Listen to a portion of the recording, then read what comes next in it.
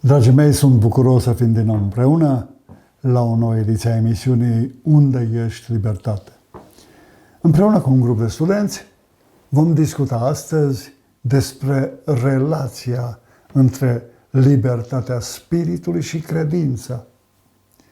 La începutul dezbaterii am fost întrebat: foarte mulți oameni privesc libertatea ca pe un scop ce poate fi atins prin dobândirea de bunăstare materială, drepturi și libertăți cetățenești.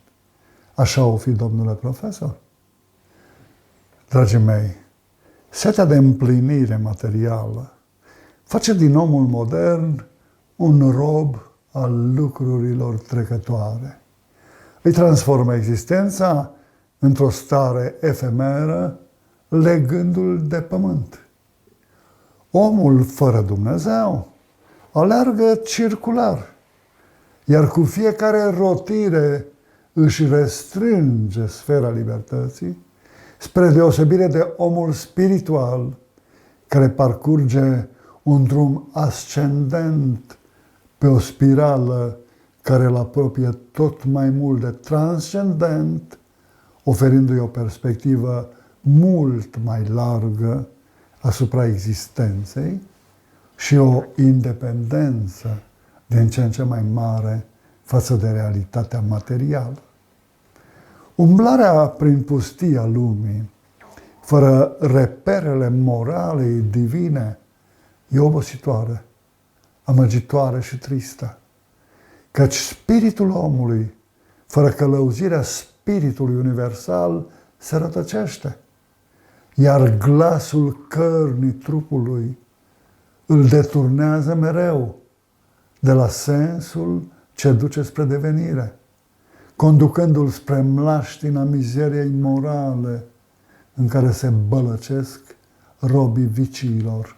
Hegemonia firii pământești asupra ființei umane conduce la mediocritate și ignoranță, la compromis moral și pierderea libertății spiritului. Domnule profesor, credința în Dumnezeu poate ajuta omul în dobândirea libertății spiritului? Am fost întrebat de către un tânăr.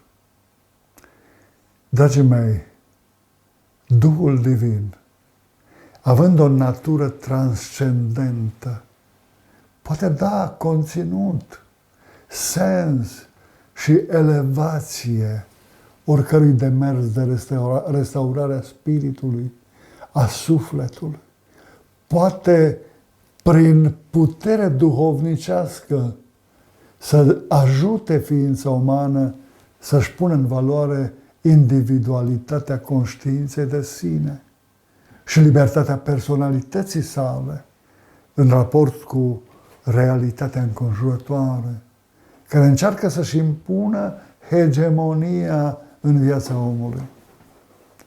Duhul Divin, după ce este recunoscut de către ființa umană ca indispensabil pentru succesul procesului de desăvârșire, deschide un front lăuntric de natură morală împotriva viciilor firii pământești. Aliații săi sunt inteligența, voința, afectivitatea și alte procese psihice pentru a forma convingeri morale la standarde divine, pentru a forma o conștiință și conduită morală neviciate, un caracter liber de robia lumii și un spirit personal care acționează în deplină libertate față de orice formă de compromis. Domnule profesor, credința implică asumarea de responsabilități, având în vedere că aceasta este expresia libertății de conștiință. A intervenit un tânăr. Am fost impresionat, dragii mei, de modul în care psihologul Jean-François Catalan, devenit călugăr iezuit, privește spre relația omului cu divinitatea. El spune că ați afirma cu seriozitate credința în Dumnezeu înseamnă să știi că îți va marca și transforma întreaga viață. Face această afirmație în cartea sa Omul și religia sa, o perspectivă psihologică, publicată la editura Polimark din București în 1997. Sunt convins că o credință profundă în Dumnezeu, liber consimțită, implică asumarea de responsabilități. Unii au acceptat chiar și durerea prigoanei pentru bucuria de a rămâne în Dumnezeu, dovedind că există cu adevărat o putere duhovnicească ce poate da libertate spiritului uman, generând astfel o evoluție ascendentă a omului pe spirala desăvârșirii. Libertatea spiritului, dragii mei, este o opțiune personală, bazată pe respectul sincer față de valorile morale autentice, urmată de manifestarea prin fapte a unor convingeri interiorizate. Somnul spiritual și robia spiritului sunt două ipostaze jalnice ale ființei umane.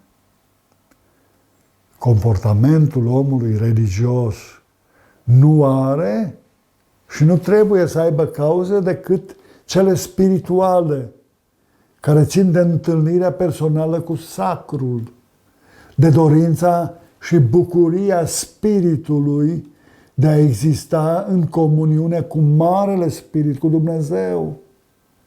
Universul spiritual, de fapt, relația personală a spiritului uman cu Dumnezeu, cu Spiritul Suprem, are un istoric ce începe cu creația omului și va continua în veșnicii, dar nu trebuie abordată ca un fapt istoric generat de interese, ci ca o realitate spirituală care nu este condiționată de întâmplări traumatizante sau de factori socioeconomici.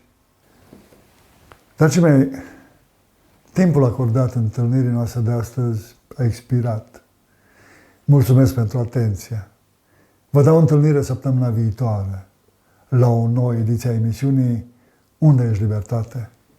Vom vorbi despre consecințele ignoranței față de valorile sacrului.